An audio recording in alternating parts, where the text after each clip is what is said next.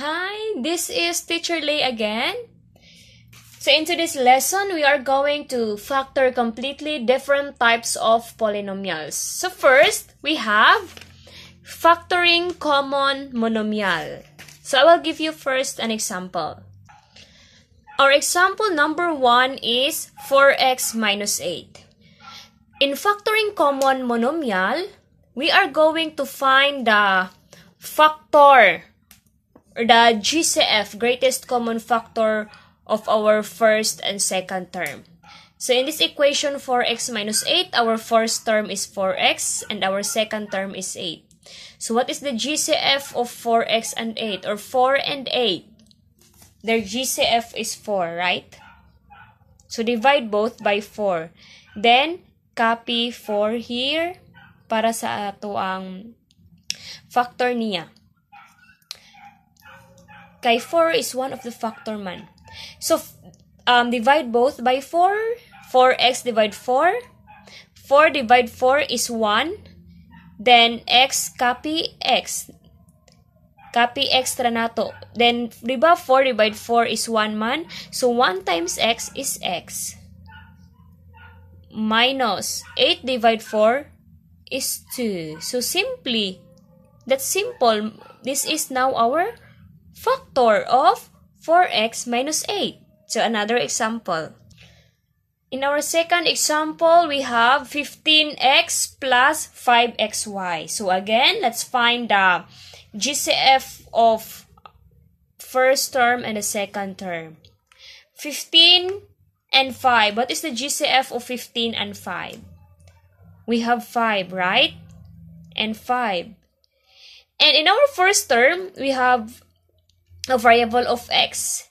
And in our second term, we also have a variable of x. So, they have a common variable of x. So, the x is included in the factor. 5x. So, let's write here 5x. Then, divide. 15 divide 5 is 3. Then, x divide x is 1. In our exponential rule, no, we already discussed man sa ating exponential rule. So, x divide x is 1.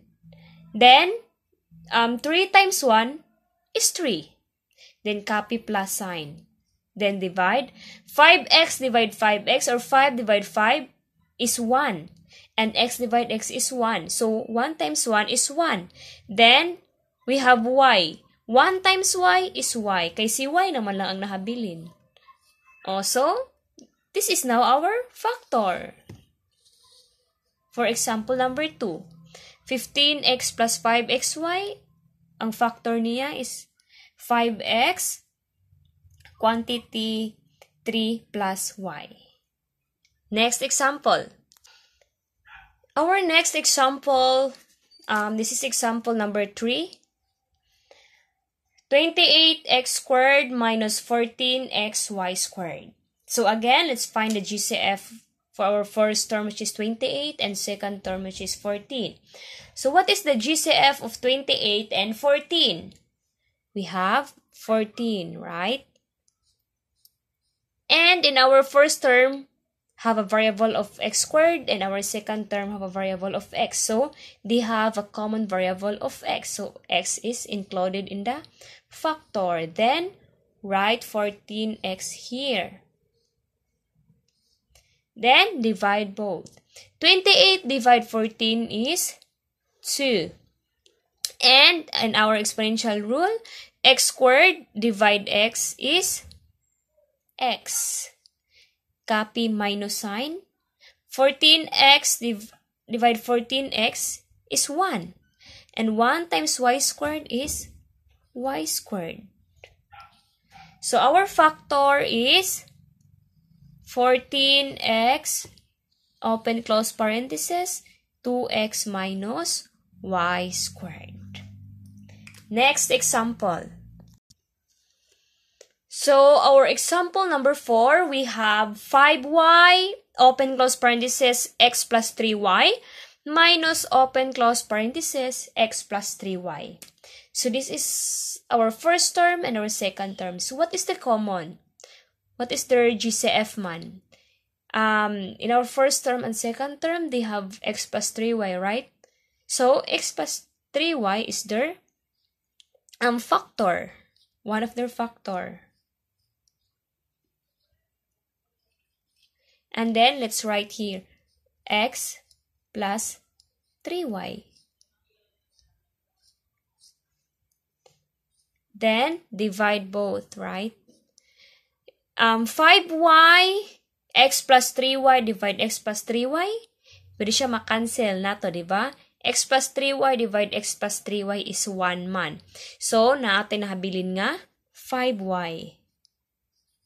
Copy minus sign, minus.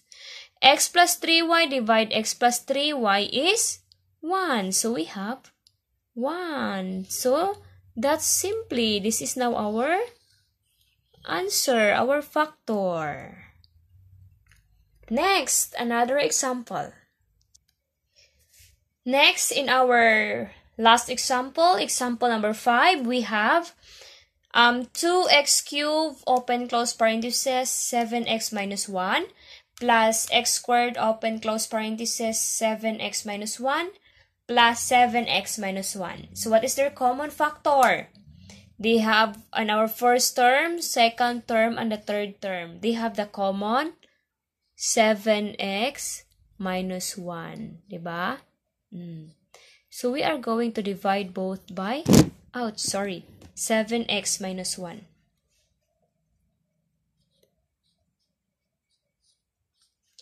Next, let's divide right here first the factor 7x minus 1.